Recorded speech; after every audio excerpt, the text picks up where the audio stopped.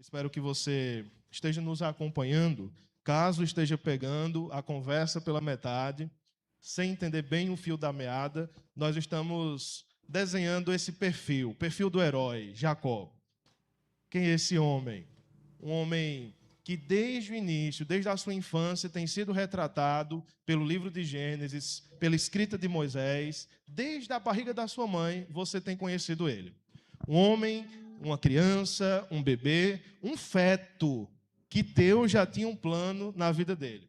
Um plano de inversão, uma inversão cultural, uma inversão das expectativas, em que em uma cultura em que o mais velho é mais proeminente que o mais novo, Deus está estabelecendo o padrão de que ele usa os inesperados. Deus usa as pessoas que nós não esperamos. Deus não olha a aparência, mas olha o coração. Todo o Antigo Testamento está nos ensinando isso e talvez nos preparando para Cristo. Talvez nos preparando para o nosso Salvador, o inesperado. Um Deus que se tornou homem, que fez uma grande inversão. A Bíblia é cheia de inversões, de reviravoltas, de algo inesperado. É esta narrativa da graça que nós estamos acompanhando. Mas talvez o que nós não esperamos seja o seguinte, que Deus escolhe os inesperados, mas nós esperamos que os inesperados sejam bons. Nós esperamos que o mais velho, o mais novo no caso, seja um menino bom.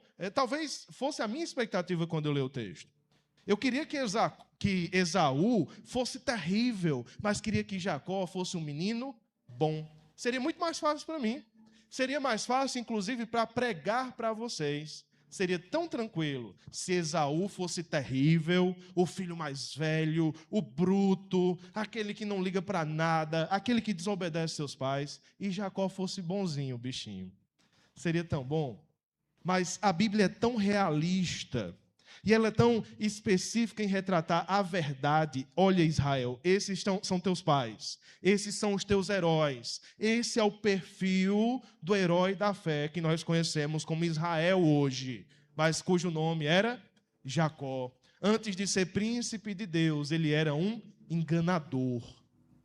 Algo mais inesperado ainda, que quebra as minhas expectativas, é que quando eu penso em conversão, quando eu penso em você que está aqui nessa noite e a palavra está sendo direcionada a você, o que eu quero é que você tenha uma resposta rápida à palavra. Minha expectativa é sempre essa. Que eu estou discipulando ali meu filho e a minha expectativa é que logo que ele alcance seus 7, 8 anos, entenda, ele se converta. Nossa expectativa em relação à conversão é que ela seja muito rápida. Uma resposta óbvia. É tão óbvio, né? Você está recebendo a salvação, mas o que quebra a expectativa é que Jacó muda muito lentamente. Parece um caldo de ossos. Aquele caldo de ossos que você cozinha bem devagar, que acaba com gás. O ideal seria cozinhar na lenha, né? Porque demora para tirar aquele gosto dos ossos. Tem um caldo de ossos que você passa 24 horas, outro 48 horas, cozinhando devagar. Esse é Jacó. Tanta coisa já aconteceu. Esse é um homem que foge, mas Deus o encontra. Esse é um homem que enganava e agora está sendo enganado por Labão. Mas Deus está trabalhando lentamente, cozinhando ele no caldeirão divino, para que ele seja um homem convertido, para que ele seja um homem de Deus. E se Deus precisar levar 100 anos para fazer, ele levará, quebrando todas as nossas expectativas. E o agir de Deus, ele nunca é como nós esperamos que ele seja. O agir de Deus, eu diria, vendo o que eu vi na minha vida, vendo o que acontece na vida de vocês, como pastor, e vendo o que acontece na Bíblia, eu posso chegar a essa conclusão. O agir de Deus nunca é como eu esperava. Nunca é. Ele sempre quebra minhas pernas, por assim dizer. Deus usa situações que nós não esperávamos para fazer coisas que nós não esperávamos. Uma coisa que chama a atenção no desenvolvimento dessa narrativa que não acabou, o clímax será no próximo domingo, se Deus quiser, se as nossas narrativas não tiverem reviravoltas, pode ser que eu esteja com Jesus próximo domingo, seria uma reviravolta magnífica. Mas é no capítulo 32 que Jacó vai lutar com Deus. E eu não sei se eu vou conseguir pregar nesse texto, porque é um dos textos mais maravilhosos da Bíblia. Uma luta necessária para quebrar esse homem. Uma luta para transformá-lo num príncipe de Deus. Mas antes de chegar lá, Deus continua trabalhando. Porque Deus não trabalha só nas grandes coisas. Ele está cozinhando lentamente esse osso duro, esse calcanhar, chamado Jacó, o traidor. Eu chamo esse trecho do capítulo 30 ao capítulo 31 de uma graça de Deus persistente na vida dos recalcitrantes. Talvez você não reconheça essa palavra, mas recalcitrar ou ser um recalcitrante foi uma palavra aplicada para Saulo antes da sua conversão. Saulo, não recalcitres. A ideia é de não resista. Não seja alguém recalcitrante. Tem dois aspectos: alguém que resiste à graça de Deus, mas alguém que varia demais. Alguém que um dia ama Jesus mais do que tudo, mas no outro dia está esbagaçado no pecado. Talvez seja a sua experiência hoje, em um cristianismo imaturo, e eu quero perceber isso com você, acontecendo na vida das mulheres de Jacó, mulheres sim, no plural, infelizmente, e também na vida de Jacó. Você leu comigo no domingo passado que faltou energia, que eu estava suando uma cachoeira aqui embaixo, mas você leu comigo o capítulo 29, versículos 30 ao 35. Nós estamos olhando de primeira, fazendo a conexão entre as cenas, para as esposas de Jacó. Lembra que Jacó agora tem 4 esposas, 2 esposas legítimas. Ele casou enganado com Lia, Lia sendo essa mulher mais meiga, essa mulher mais menina. Ele não queria ela, o pai o engana, Labão, e dá a ela a casamento. Ele é enganado e depois trabalha mais 7 anos por Raquel, aquela por quem ele era apaixonado. No bolo, vem 2 servas. Dentro das leis antigas, elas eram consideradas, de certa maneira, também casadas com ele, mas como concubinas, como esposas de segunda ordem. Um tipo de escravidão, mas não igual à escravidão moderna. Você não deve ver aqui cenas de estupro ou de coisas terríveis, mas nós não estamos de maneira nenhuma dizendo que essa configuração está certa. Na verdade, só o ter 2 esposas, nós já temos um grande pecado sendo cometido. O que nós vemos aqui é um Labão e também um Abrão, talvez aprendeu do seu avô. Nós temos um Jacó, na verdade, seguindo os padrões do mundo. Seguindo os padrões do que ele via na cultura, sendo que o padrão de Deus é Adão e Eva. Por isso deixará o homem, pai e mãe, e se unirá à sua mulher, não às suas mulheres. E é por conta da poligamia que nós temos muitos problemas acontecendo aqui. Perceba que Moisés em nenhum momento diz: poligamia está errado, casar com várias mulheres está errado, em nenhum momento. Mas ele mostra os efeitos destrutivos da poligamia. Nós analisamos Lia. Lia é essa mulher desprezada. Lia é essa mulher que, dos versículos 31 ao 35, está sendo retratada como uma mulher que tem filhos, são filhos sequenciais, e Deus vai ensinando lições ao seu coração. Na vida dessa mulher recalcitrante, dessa mulher que varia, e você vai perceber que parece ser uma narrativa muito bonita. Lia de início diz: o Senhor ouviu minha aflição, e agora meu marido vai me amar, versículo 31. Por isso que o nome é Rúben. Todos os nomes no hebraico têm uma conexão com o que ela fala. Depois ela fica grávida mais uma vez, versículo 33. Deus viu que eu era desprezada e o nome do filho é Simeão. Depois, mais uma vez, meu marido se unirá mais a mim, chamou-o de Levi. Nós entendemos que há uma idolatria da parte de Lia por ser desprezada ao seu marido. Ela quer conquistar não a graça de Deus, mas ela quer conquistar a atenção do seu marido. E ela tenta conquistar a atenção do seu marido por meio da reprodução de filhos. E, de fato, algo está acontecendo aqui. Ela reconhece o Senhor, mas ela reconhece o Senhor como se fosse um servo dela para fazer a vontade dela. Raquel, daqui a pouco, vai fazer a mesma coisa. E, na verdade, todos nós fazemos. Reconhecemos que Deus existe, mas como um servo nosso, que está ali para fazer a nossa vontade, que está ali para suprir somente as nossas necessidades, de mais ninguém, somente as nossas. E o grande cuidado aqui é perceber que as mudanças que Deus planeja para nós, elas começam quando nós descentralizamos de nós mesmos. que é o momento em que Lia parece aqui reconhecer algo no versículo 35, e ficando grávida a quarta vez diz, desta vez louvarei ao Senhor. Há uma transformação, sim, mas na vida de uma mulher recalcitrante. Embora aqui ela pareça deixar de olhar para o seu marido e comece a olhar para Yahvé, para o Deus da aliança, que ela não louvará seu marido, mas ela louvará a Deus por essa gravidez. Mas na frente, Lia parece tropeçar de novo. Mais na frente, você vai ler no capítulo 30, mais uma vez Lia parece muito interessada na atenção do seu marido e nessa tensão com sua irmã Raquel. De qualquer maneira, Lia aqui é retratada como tendo 4 filhos. O texto continua no capítulo 30, versículos 1 ao 13, lidando com 2 servas, Bila e Zilpa. Vamos ler de início versículos 1 ao 3. Acompanha comigo, muita atenção, a narrativa cheia de detalhes, e eu preciso de vocês para termos um bom entendimento. Versículo 1 do capítulo 30. Quando Raquel viu que não dava filhos a Jacó, era estéril, portanto, teve ciúmes da sua irmã e disse a Jacó, dê-me filhos, do contrário morrerei. Então Jacó ficou irado com Raquel e disse, será que eu estou em lugar de Deus? Quem impediu de ter filhos? E é nesse momento que entram em cena as servas. De início, a serva Bila, sendo colocada aqui para ter relações. Existe uma expressão, entenda, tudo isso aqui está errado. Barriga de aluguel está errado. Nós não entendemos isso a partir das Escrituras. Isso aqui é apenas a narração do que aconteceu.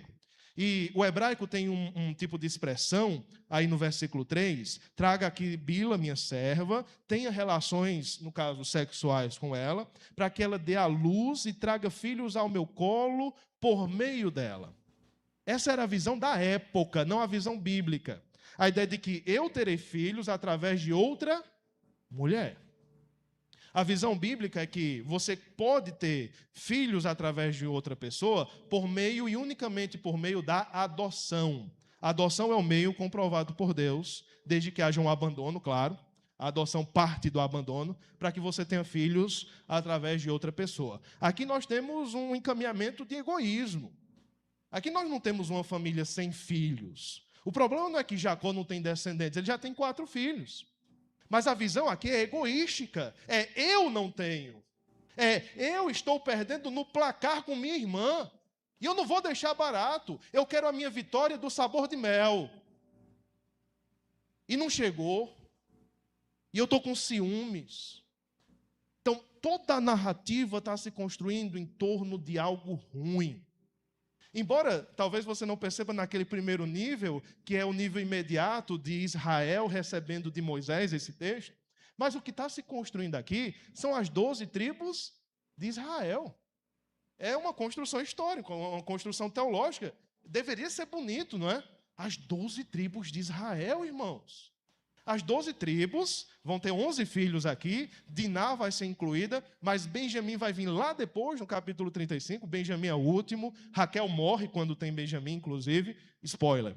Mas você está tendo aqui esses filhos nascendo para construir Israel.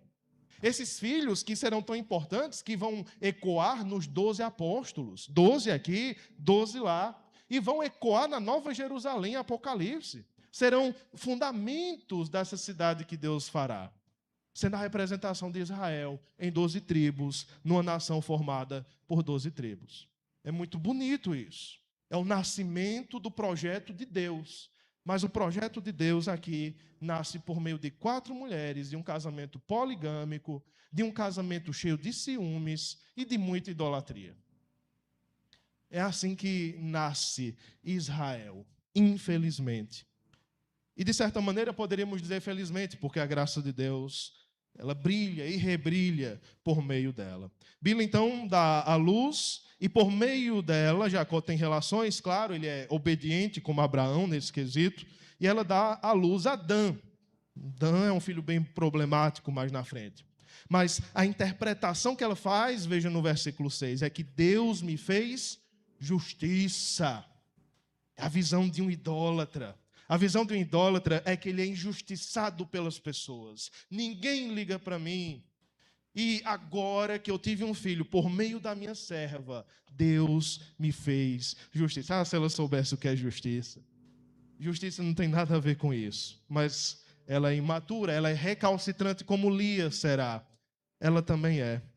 E outra vez, Bila dá de novo a luz por meio de Raquel, sendo serva de Raquel, versículo 8. Ela diz: com grandes lutas tenho competido com minha irmã e consegui vencer. E é por isso que o nome dado a este filho é Naftali. Eu diria que uma das grandes expressões do orgulho é a competição. Não sou nem eu que digo, é C.S. Lewis. Uma das grandes expressões de que nós somos orgulhosos é porque nós competimos uns com os outros. Se nós não fôssemos orgulhosos, nós veríamos a vitória do nosso amigo, a vitória do nosso irmão, e nós nos alegraríamos de maneira muito pura. E diríamos, olha que bom, que bênção.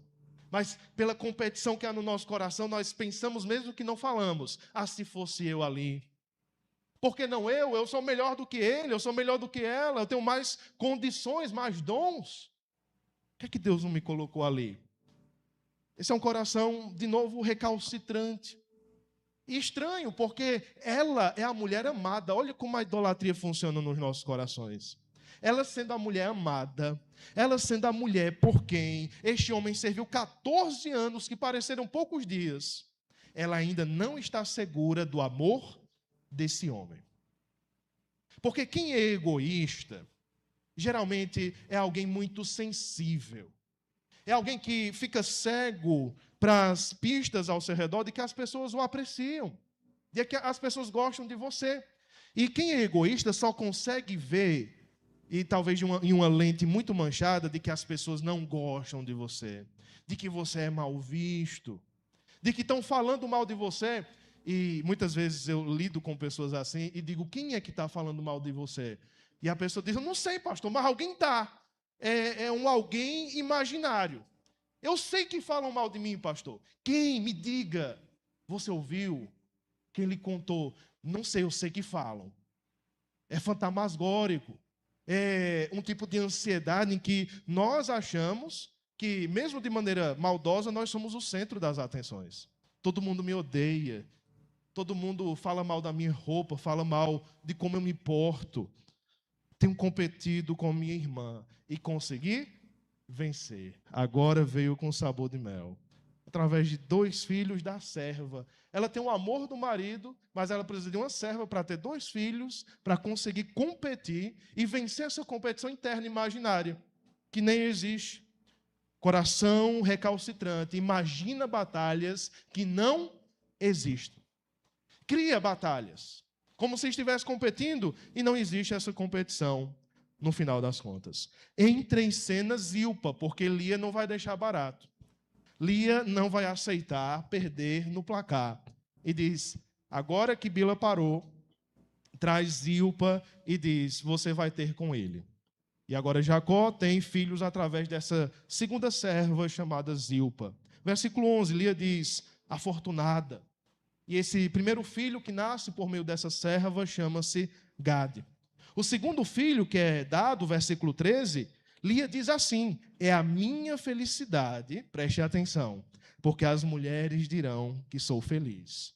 E lhe deu o nome de Asser. Percebe a recalcitrância no coração de Lia aqui? Uma mulher que progrediu, uma mulher que amadureceu, que disse, desta vez louvarei ao Senhor. Agora, ela vê acontecendo com Bila, ela vê Raquel se empolgando e diz, não posso deixar isso acontecer. Agora você é afortunada, mas o que deixa mais claro com o nascimento de Assé é a minha felicidade. A minha felicidade está aqui, conseguir mais filhos para Jacó. As mulheres dirão que sou feliz. Como se ela dependesse do testemunho das mulheres. Perceba que ela não está tanto preocupada com o marido aqui. Mas agora ela está preocupada com as amigas. Ela está preocupada como as colegas veem ela. Elas dirão, ela conseguiu mais uma vez. Ela conseguiu dando a luz, ela conseguiu com a serva dela. Olha como ela se garante. Irmãos, existe aqui uma sequência, está percebendo? Filhos nascem, há uma interpretação desse nascimento e um nome é dado por conta dessa interpretação. Eu quero só chamar a atenção até agora, porque eu diria que, de fato, o nosso tópico vai entrar agora, de pessoas recalcitrantes que estão tentando enrolar a Deus, enganar um Deus que não pode ser enganado, que faz a vontade dele independente de nossos planos. E é por isso que essa graça é perseverante na vida dos recalcitrantes, dessas pessoas que variam, que são imaturas. Mas eu quero chamar a atenção até agora sobre um fato. Veja como nós podemos interpretar errado o agir de Deus em nossas vidas. Veja como é perigoso. O agir de Deus, ele é unívoco. O agir de Deus, Deus tem um plano perfeito. Não tem espaço para interpretações para Deus, no seu plano. Mas quando desce para o andar de baixo e esse agir de Deus se materializa na sua vida, você pode interpretá-lo de maneiras muito diferentes do que Deus planejou. Pense aí, você tem uma possibilidade de acidente, quase cai da moto, quase um caminhão passa por cima de você, ele vinha atrás. Um crente vai interpretar de qual maneira este caso?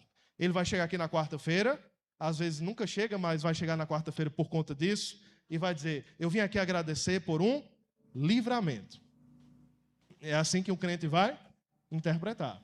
Mas esse mesmo caso, com o mesmo plano, para alguém que não tem fé, pode ser até um crente imaturo, mas pode ser um descrente também, vai olhar e vai dizer, olha que sorte que eu dei. É porque aqui eu me garanti. Eu fiz aqui a virada no guidão, quase que eu caio, e ele vai sair contando vantagem para os seus amigos.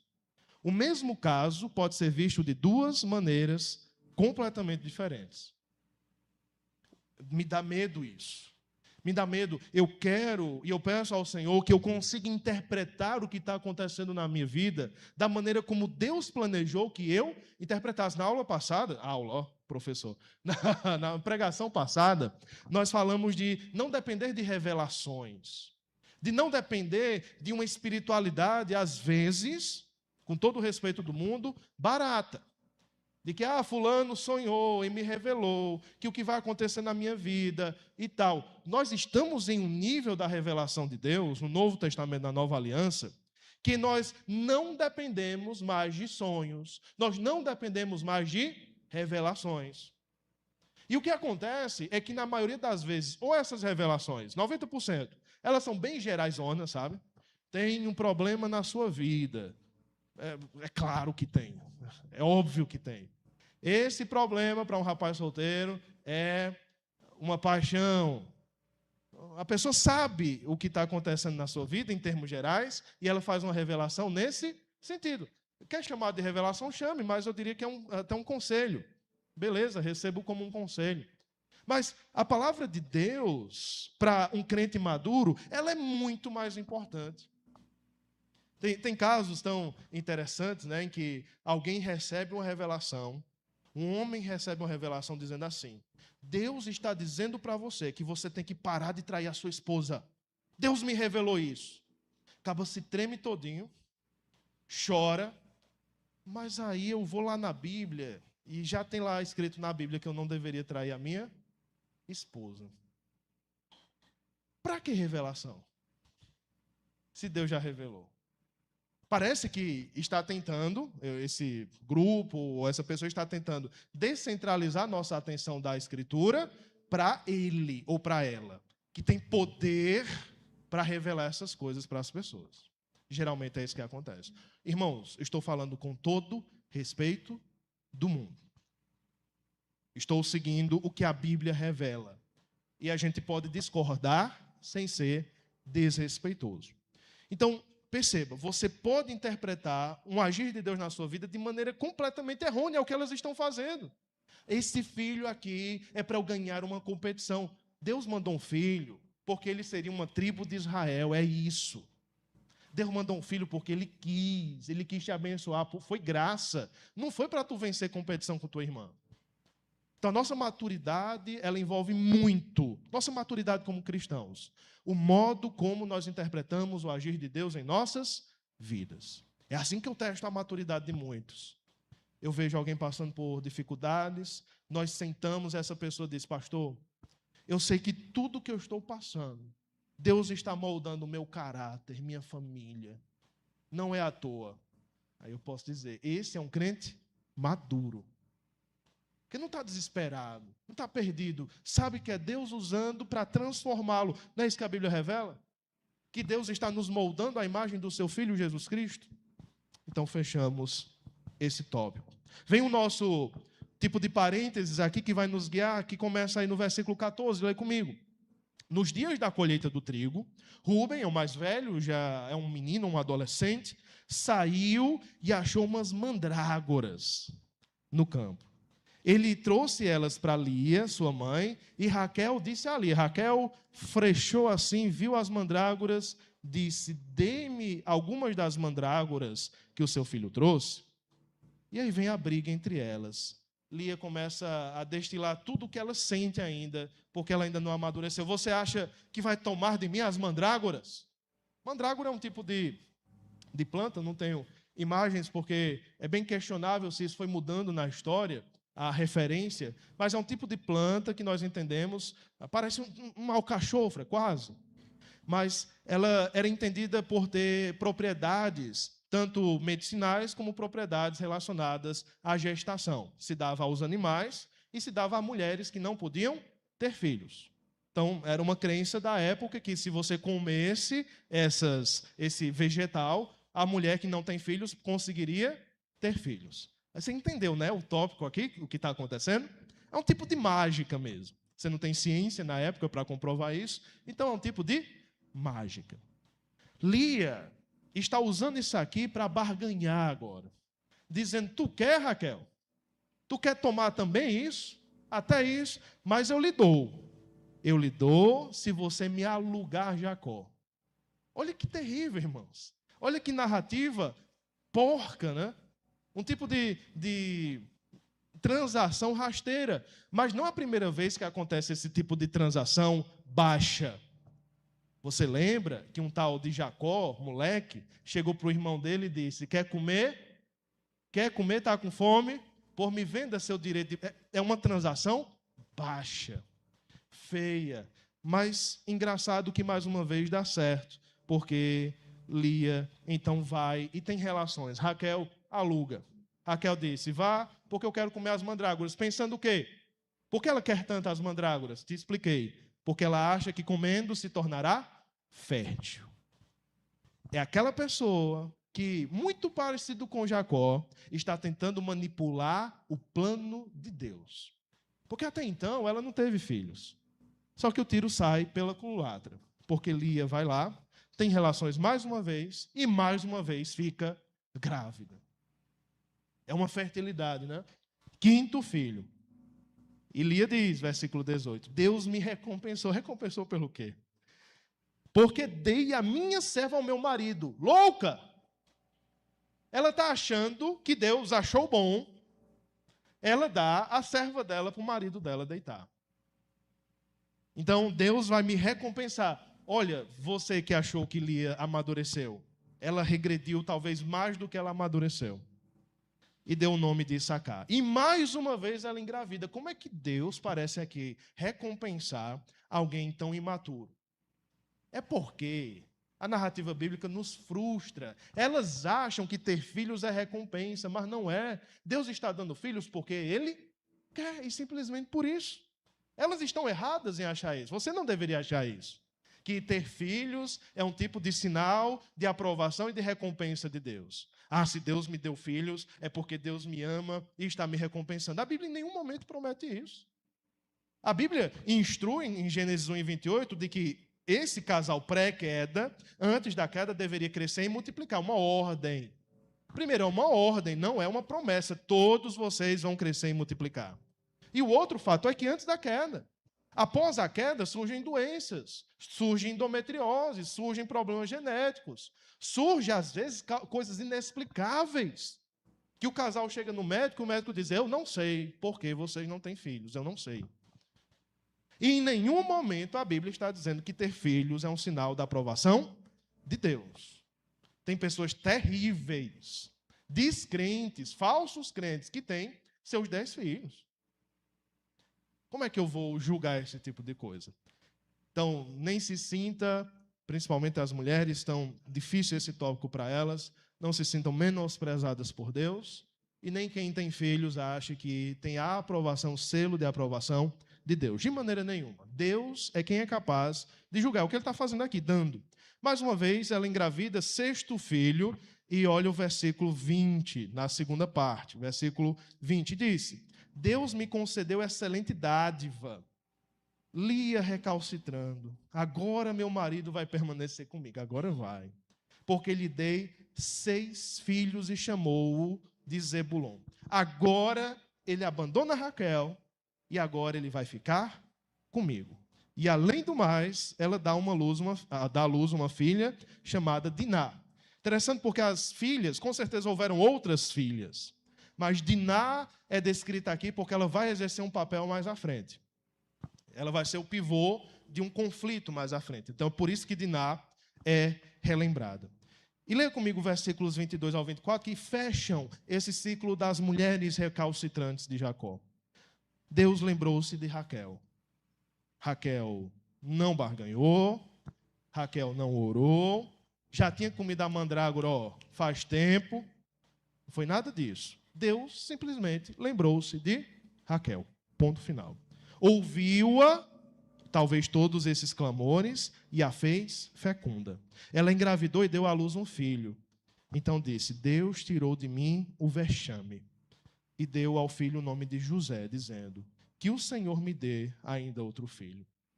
A história de Raquel é triste, ela não é uma vítima, porque ela está errada em muitas vezes, mas é uma história bem pesada, quando você pensa esse conflito entre elas e o fato de que agora ela está se sentindo com a sua vergonha sendo tirada. Eu não consigo nem julgá-la aqui. Ela sentia vergonha dentro de um contexto em que ter filhos era algo tão importante. E agora Deus tirou a sua vergonha. Não diria que há um grande erro dela aqui. E ela tem uma esperança de que o Senhor lhe dê outro filho. Esses filhos, interessante, os de Lia, especialmente Levi e Judá, são centrais para a história da salvação. Mas os filhos de Raquel, José agora e Benjamim mais na frente, serão essenciais no resto do livro de Gênesis.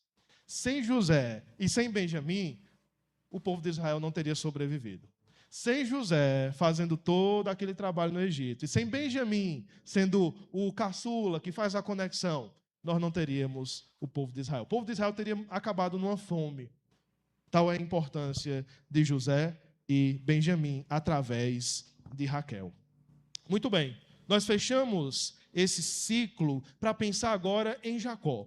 Nós temos visto essa graça que insiste na vida dessas mulheres, que não desiste delas, que não as abandona mesmo com o pecado rondando tudo o que está acontecendo, mas agora nós temos os olhos voltados para Jacó. Jacó, na sua prisão com Labão, Labão, esse homem que está enganando, nós percebemos isso, o pecado de Jacó o perseguiu e o alcançou. A disciplina de Deus o alcançou. Mas eu quero chamar a atenção para o que Deus está fazendo. Deus incorpora na sua história as pessoas mais improváveis, falíveis, pessoas caídas, 2 irmãs competitivas, um marido preso ao sogro, um sogro explorador. Não são as pessoas que nós esperávamos serem os heróis ou os protagonistas da história do povo de Deus. A Bíblia é inesperada. A Bíblia é um documento sem igual, porque nenhum outro documento trata de seus heróis dessa maneira. Nenhum. Pode procurar, pode inventar, mas a Bíblia é o único porque é verdadeiro. E aqui nós temos a graça de Deus aparecendo no meio do caos dessas pessoas. Nós temos, então, depois do nascimento de José, talvez uma mudança na cabeça de Jacó. Porque até então Raquel não tinha filhos. Mas quando Raquel tem José, e você vai entender a linha do tempo, 7 anos, mais 7 anos, 14, e esse ínterim dos nascimentos dos filhos, mais 6 anos. Tudo somado dará 20 anos. 20 anos de servidão. Metade dos 40 anos que nós vamos ver mais na frente. Mas 20 anos. 20 anos Deus disciplinando Jacó. Você já pensou? A igreja geralmente disciplina irmãos, 3 meses, 6 meses, né? Já pensou passar por uma disciplina de 20 anos? Você aguentaria? Ou você desistiria? Não, Deus, é tempo demais. Deus coloca Jacó nas mãos do enganador. E é porque Jacó enganou, foi coisa rápida. Jacó enganou lá com um prato de comida, Jacó foi um dia, 2 dias de engano. 2 dias de engano que geraram 20 anos de disciplina. Quem olha assim diz, é desproporcional, né? Mas é justamente no momento da disciplina, eu não vou chamar de deserto aqui não, que todo mundo está usando deserto das piores maneiras possíveis. Você está passando por... É o deserto, é seu deserto. É clichê. Mas é essa disciplina que está construindo o próprio plano de Deus. A disciplina não é só um momento de parar tudo e receber chicotadas. A disciplina é um momento em que nós continuamos vivendo. Deveríamos enxergar a disciplina como algo construtivo. Deus está construindo Jacó no meio da disciplina.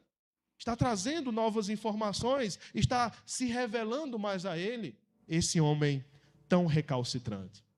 Labão, então, recebe a informação. Agora que José nasceu, Raquel agora me deu filho. Talvez tenha uma coisa aqui que Jacó é inteligente, que está pensando o seguinte: se Raquel não tem filho e eu quero ir embora, Labão vai segurar Raquel, dizendo, ela não deu filho, então fica aqui comigo. Então ele é inteligente, espera que ela tenha um filho. Chega para o sogro e diz, eu quero ir embora. Eu quero receber meu salário e pegar o beco. E Labão lhe responde, versículo 27. Se puder me fazer esse favor, peço que fique comigo. Descobri por meio de adivinhações que o Senhor Deus me abençoou por causa de você. E aqui vai se desenhando, você já viu as mandrágoras, né? Que era um tipo de magia para tentar conseguir as coisas. E aqui vai se desenhando, dentro da enganação de Labão, mais alguns aspectos que vão nos fazer perceber essa tentativa de manipulação de Deus. Labão está tentando manipular Jacó, dizendo, fica aqui nas minhas adivinhações. Adivinhações são sempre proibidas por Deus no Antigo Testamento, ou chamada de divinações. Uma coisa que nós podemos pensar, eu falei na pregação passada sobre um fígado de bode, que você pode fazer as adivinhações, na época fazia, por meio das estrelas, por meio de um arco e flecha.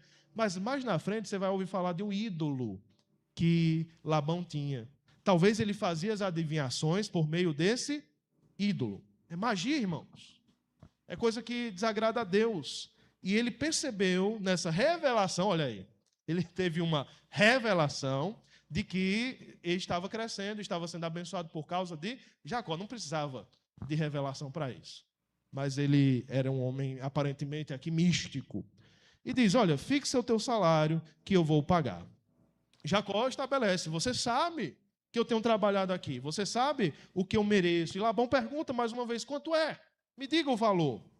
E nós temos o estabelecimento do contrato, versículo 31. Presta atenção no contrato, porque Labão, mais uma vez, vai enganar Jacó. Jacó diz assim, eu não quero nada. Eu não estou pedindo nada. É como você sair da empresa e o RH perguntar, o que é que você quer? Eu não quero nada, eu só quero os meus direitos. Eu tenho aí, sei lá, você sabe o que é que tem. Você tem a multa, você tem isso, você tem aquilo, você tem, eu ia dizer IPVA, ó. Não, IPVA é para pagar. Você tem coisas para receber, Fundo de Garantia, FGTS, entre outras coisas. E é isso que Jacó está dizendo, não precisa me dar nada. Voltarei a apacentar, versículo 31, e guardar o seu rebanho, se o Senhor concordar com isto. É isso que eu quero. Passarei hoje por todo o rebanho, separando para mim todas as ovelhas salpicadas e malhadas. Você entende que são ovelhas de cores misturadas aqui. Todos os cordeiros negros e todas as cabras malhadas e salpicadas. Isso será o meu salário. Assim a minha justiça responderá por mim no dia de amanhã, quando o Senhor vier conferir o meu salário. E pulando para o versículo 34, Labão consente, diz, tá bom, seja assim. O versículo 35 continua, naquele mesmo dia, olha o enrolão. Labão separou na surdina os bodes listrados e malhados e todas as cabras salpicadas e malhadas. Todos os que tinham alguma brancura e todos os cordeiros pretos, e os passou às mãos de seus filhos. Antes que Jacó os separasse, ele foi lá e separou e deu para os seus filhos. E mandou seus filhos correrem. vão embora, antes que Jacó pegue. E eles estavam, versículo 36, à distância de 3 dias de viagem entre si e Jacó. E Jacó apacentava o restante dos rebanhos de Labão. Entenderam isso? 14 anos já foi uma grande enrolação. Agora a enrolação está em torno do salário. É isso que você quer? Então você vai ter. Mas antes de você ter, eu vou separar para que você não obtenha. É nesse momento, irmãos, que nós temos algo muito curioso, no mínimo. Eu vou dar minha interpretação. Você vai entender que foi Deus que fez isso. O próprio Jacó vai entender que foi Deus que fez isso. Mas, de primeira mão, ao que me parece, Jacó tentou usar seus próprios meios. Leia aí versículo 37. Ele pegou galhos verdes de álamo, de aveleira e de plátano. Removeu a casca, fez riscas e deixou aparecer. Deixou como canos cortados pela metade, para que as ovelhas tivessem, então, seus filhotes, suas crias, dentro dessas cascas. Tudo bem. Isso é dito que é uma maneira de fazer uma separação genética. Ele separava as fracas das fortes para ficar apenas com as fortes. Tudo bem. Mas, irmãos, por que essa descrição do álamo, da aveleira e do plátano? Tem um tipo de correlação com as mandrágoras. Porque nós temos uma referência aqui ao mundo vegetal. Não pode ser à toa que você tenha mandrágora logo antes e você tenha esses 3 tipos de troncos de árvores aqui. Fazendo uma pesquisa em documentos históricos, ao que parece, se cria entre os pastores da época que essas plantas ajudavam as ovelhas a se reproduzir mais. Talvez, eu estou dizendo talvez, Jacó está tentando resolver as coisas de novo. Está dizendo, não me deu? Pois eu vou usar aqui o esquema que eu aprendi com os pastores.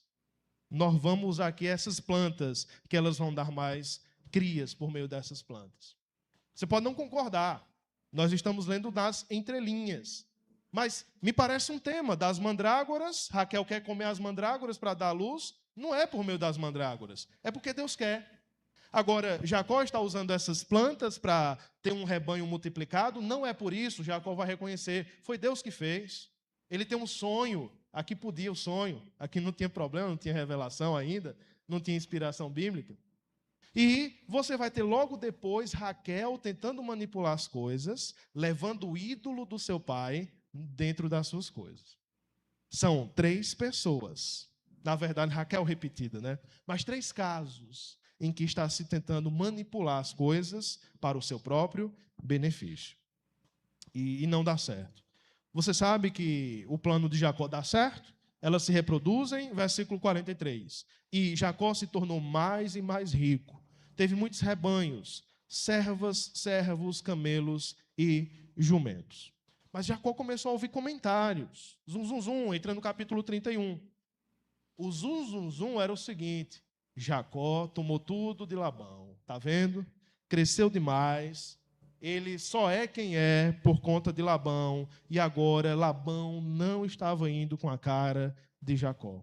E Deus fala com Jacó, agora perceba Deus intervindo na narrativa diretamente, versículo 3. E o Senhor disse a Jacó: volta para a tua terra, para a tua parentela, e eu estarei com você. Há uma direção direta de Deus. Deus dizendo, está na hora de voltar. Você que saiu fugido, agora é momento de retornar. E nós temos então Jacó agora falando, e dando muitos indícios, do versículo 4 até o versículo 14, dando muitos indícios de amadurecimento. De que talvez errou, mas agora está percebendo. Veja comigo esses indícios. Versículo 4. Deus, o Deus de meu pai, tem estado comigo. O pai de vocês me odeia. Ele está falando com as mulheres dele, com Raquel e Lia. O pai de vocês não quer saber de mim, mas o Deus de meus pais me ama. Tem estado comigo. Versículo 6, vocês mesmas sabem com todo empenho que eu tenho trabalhado com o pai de vocês. E versículo 7, ele tem me enganado. Olha como ele interpreta isso. Final do versículo 7, porém Deus não permitiu que ele me prejudicasse. Versículo 9, Deus tirou o gado do pai de vocês e deu para mim. Versículo 11, e o anjo de Deus me disse em sonho, Jacó. E logo Deus vai falando, eu sou o Deus de Betel, versículo 12, versículo 13. Levante-se, vá para a sua terra e para a sua parentela. Toda a instrução aqui do texto é que Jacó está tentando convencer Raquel e Lia de que eles deveriam ir embora. Porque imagine o seguinte, se elas fincassem o pé na terra e dissessem, nós vamos ficar com o papai, nós vamos ficar na casa de papai. Por que nós vamos sair dessa segurança aqui e voltar para a sua casa toda desestruturada? Que você saiu fugido. Então, essa conversa de Jacó é muito importante. Ele está tentando convencer suas esposas. Ele está agindo como um homem aqui. Um homem que não só manda nas suas mulheres. Vamos e acabou a história. Ele está convencendo-as de que a melhor questão é um tipo de autoridade que os homens devem exercer. Não é o tipo de autoridade do policial que manda a força, ou o tipo de autoridade do exército. A autoridade masculina é exercida no casamento através do convencimento, da conversa, da estabilização, do consentimento, do diálogo. É assim que essa autoridade, assim como a autoridade do pastor sobre a igreja, também não é uma autoridade policial, mandativa, que se não fizer, vai preso, vai ser machucado, Deus vai te matar. Não, é uma autoridade exercida por meio do convencimento. Se convence bem, se não convence, não está desobedecendo ao pastor, ao marido, caso seja isso. No caso das mulheres aqui, não estariam desobedecendo Jacó, estariam desobedecendo a própria ordem de Deus. Mas a visão de Jacó mudou. Nós temos esse homem que agora interpreta que foi Deus que fez. É um grande amadurecimento. E, por incrível que pareça, e talvez pelo amadurecimento dele, Raquel e Lia dizem, tá certo, nosso pai não liga para nós também. Que herança que nós vamos ter? Ele considera, versículo 15, ele nos considera como estrangeiras. E olha, elas estão olhando para trás e percebendo que o pai delas vendeu elas. Nosso pai nos vendeu para você, Jacó. Agora elas amam Jacó, mas talvez não amavam. Elas foram vendidas, elas foram tratadas como mercadoria. Que pai é esse? Um pai que enrola, um pai que trata as filhas dessa maneira. E nós temos versículo 19 nos instruindo o seguinte: enquanto Labão tinha ido fazer a tosquia das ovelhas, Raquel roubou os ídolos do lar que pertenciam a seu pai. Nós temos toda a organização aqui para que eles vão embora. Labão está sendo instruído por Deus, Deus está trabalhando nas entrelinhas e nas próprias linhas. Deus aparece a Labão por meio de sonhos e diz, cuidado, não fale nem de bem nem de mal com Jacó. Ele é o meu escolhido, não toque, aqui poderia ser, não toque no meu ungido. Não fale nem de bem, não estou pedindo nem que você agrade, nem que desagrade a ele. Cuidado com o que você vai falar. E a organização sendo feita, Raquel roubando o ídolo do lar, os ídolos do lar, não sabemos por que ela fez isso, mas Labão vem ao encalço de Jacó, versículo 26, e diz, o que foi que você fez? Você me enganou. Olha, as inversões são, Jacó está sendo enganado, e enganador está acusando Jacó de enganá-lo. Você me enganou. Você está levando minhas filhas como prisioneiras porque você fugiu em segredo. Eles já estavam longe e Labão foi ao seu encalço. Você agiu como um tolo. Eu poderia matar vocês, diz Labão, mas Deus disse que eu deveria ter cuidado. E por que você roubou meus deuses? Esses ídolos, nós não sabemos bem como eles eram. Você pode ter uma noção de que eles poderiam ser miniaturas até ídolos muito grandes. Lembra que um ídolo é colocado na cama para fingir que é Davi, lembra? Ele é colocado lá na cama, tem quase o tamanho de um homem, né? Uma estátua bem grande. Mas esses ídolos aqui que Raquel leva, parecem ídolos portáteis, pequenas estátuas, provavelmente de pedra. Esses ídolos representavam ou antepassados ou deuses que protegiam lá. Ou seja, Labão, ele é um homem politeísta. Ele é daquela família, da parte da família de Abraão, que não seguiu o caminho de Abraão. Naor, irmão de Abraão, seguiu outro caminho, o caminho do seu avô, o caminho de Tera. E adorava Yahvé, talvez, mas adorava também outros deuses. Não eram adoradores exclusivos. Tinham seus ídolos. A pergunta é, por que Raquel fez isso? Raquel aqui, perceba que as mulheres, as duas, Raquel e Lia, estão entendendo que perderam dinheiro no processo, que perderam herança. E talvez Raquel está levando os deuses para tirar a bênção do seu pai, para tirar a proteção da casa do seu pai. Raquel ainda é uma mulher muito imatura, muito imatura. Ela acha que roubando os deuses, talvez, ela esteja prejudicando o seu pai. Na verdade, ela ajudou seu pai, né? Tirou os ídolos do idólatra. Os intérpretes judeus tentam proteger Raquel, dizendo que Raquel, ela, na verdade, está humilhando os deuses. Ela tanto humilha os deuses que ela senta em cima deles, e eles interpretam como se ela, de fato, estivesse menstruada, e humilha esses deuses sentando em cima deles. É uma visão muito romântica, mas que não parece ser a intenção de Raquel inicial, mas que acaba sendo. De maneira irônica, o texto está mostrando que esses deuses, no nosso linguajar aqui, eles são tão paia, tão sem futuro, que você pode sentar em cima deles. E o Deus de Israel, não. O Deus de Israel domina a história. Você não pode sentar em cima dele. Jacó não sabia que Raquel tinha roubado. Labão sai apalpando tudo, pegando tudo, menos quando chega em Raquel, ela diz, não, eu estou nos meus dias, então não posso levantar. Estou no meu período menstrual. E é lá que está o ídolo do lar. Jacó fica zangado e diz, o que é que você quer? Pegou ar. O que é? Eu fiz tudo, eu não tirei nada de você e você vem aqui me acusar. Deus escondeu o erro de Raquel para que as coisas não dessem mais problema. Imagine que Labão tivesse encontrado. Provavelmente o problema seria bem maior. Deus escondeu até o pecado de Raquel. E logo, Jacó diz, eu passei 20 anos com você, eu vivi, olha o tipo de coisa que aconteceu com ele, versículo 40. Nós temos aqui uma disciplina pesada, de dia no calor, de noite na geada. Eu tinha insônia. 14 anos trabalhei para ter essas filhas do Senhor. 10 vezes o Senhor mudou meu salário. 10 vezes. A ideia de mudar o salário aqui parece ser referente àquilo que veio anterior. Jacó queria as malhadas. As malhadas começavam a crescer. Labão dizia, não, agora vai ser as pretas. As pretas começavam a crescer. Labão dizia, não, agora vão ser as mescladas. Sempre que dava vantagem para Jacó, Labão mudava o salário. Um patrão comum no Brasil, né?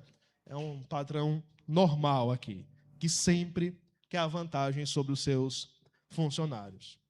E se não fosse, versículo 42, o Deus de meu pai, o Deus de Abraão, presta atenção, o temor de Isaque, o Senhor me despediria de mãos vazias. Foi Deus que me deu. Se não fosse o Senhor, nós temos um progresso aqui. Esse homem recalcitrante finalmente está entendendo que não é por suas próprias mãos, não é por seus próprios meios.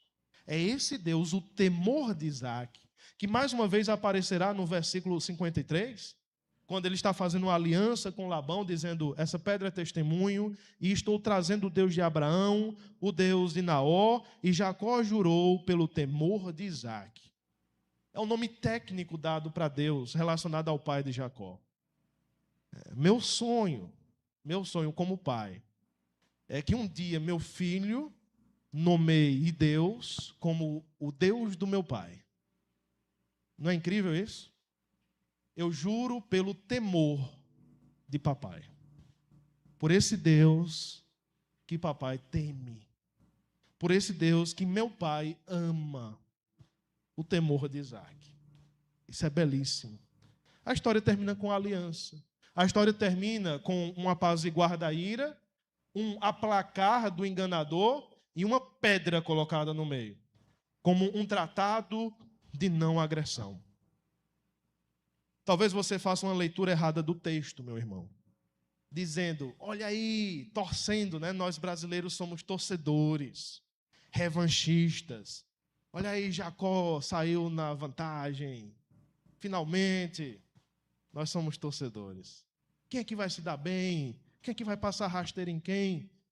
Não é assim, irmãos. Na linha de baixo, você tem que perceber que está todo mundo errado, inclusive Jacó.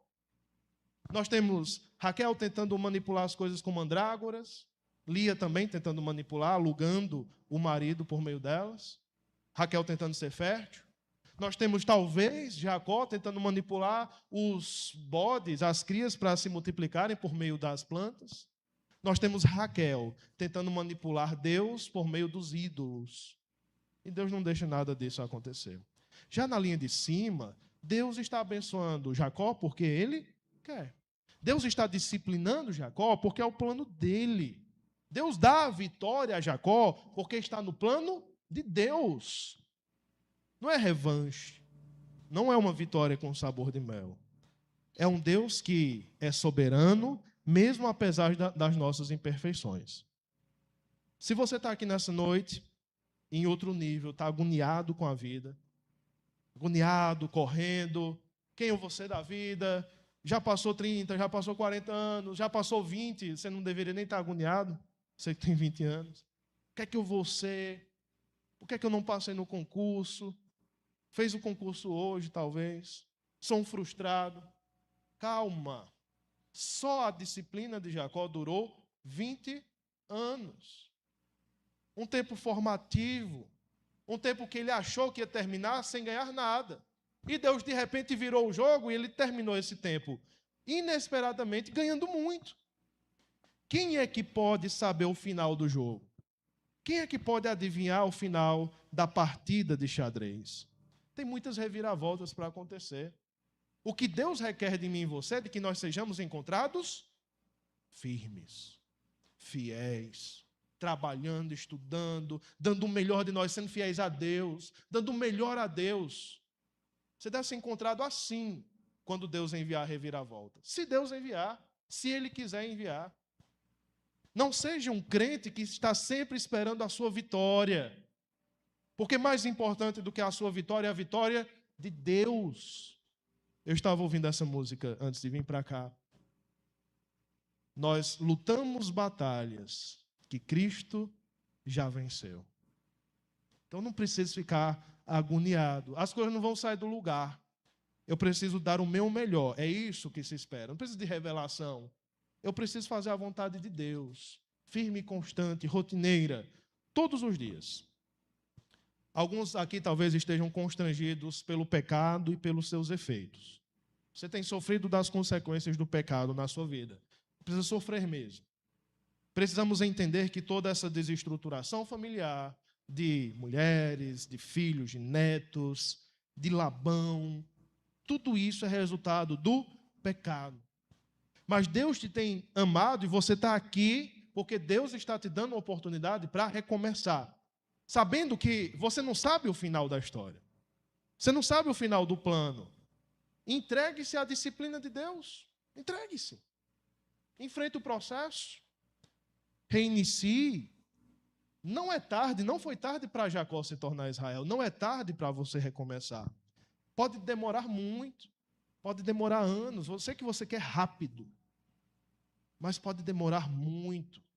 Vá lá em frente, Deus é fiel. Deus é um Deus que quebra ciclos.